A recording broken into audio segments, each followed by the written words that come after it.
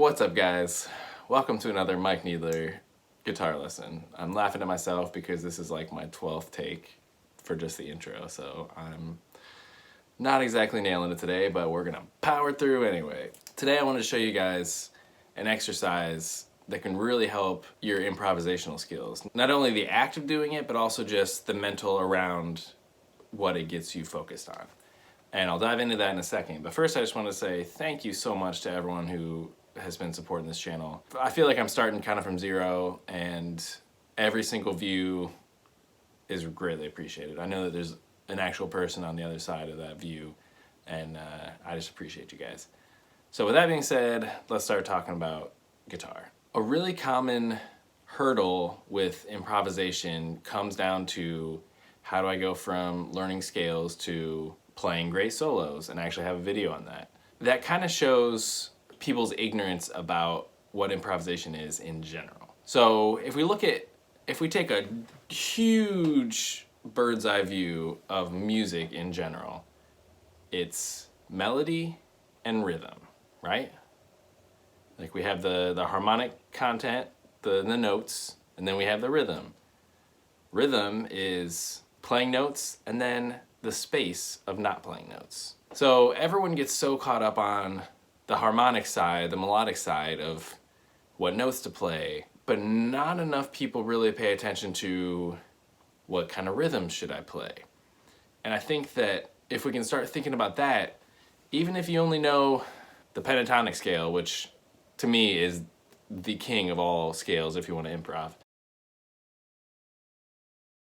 but even if you only know the pentatonic scale and nothing outside of that, you can still play great solos. There's nothing that says that you have to have an advanced understanding of, the harmonic minor modes or the melodic minor modes or anything like that, or even just the major scale modes. Those things are all great and they all have their uses, but if you just want to play a soulful solo, if you just want to be able to express yourself to the best of your ability, in my opinion, all you need is the pentatonic scale. So I included a practice track at the end for us to work on, and so that you can just go directly to playing with this, but you can also use it on any other track, it doesn't matter. So the exercise is actually really simple. A lot of students, as they're starting to breach.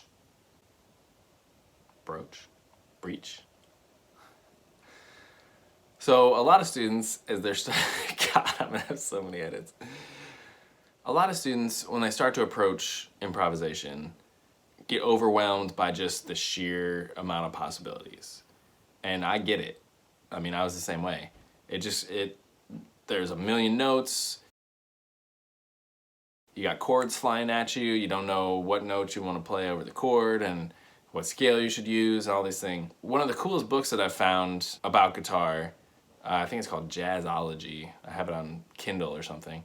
But it uses a lot of minimizing the variables so that you can focus on specific things. And that's what this whole lesson is basically about. So in this instance, we're gonna remove all the notes in the scale except for one. You can play one note.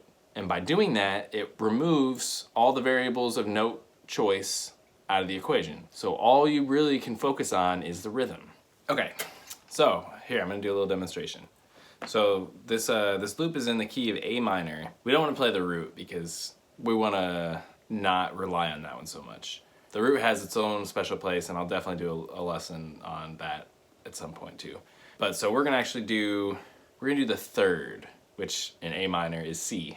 And if I remember correctly, I think the progression is F to D minor to A minor. C kind of fits over all of them. It's the 7th of D, and it's the 5th of F, and the 3rd in A. So it fits over all the chords. But anyway, I'm gonna show you what I mean. So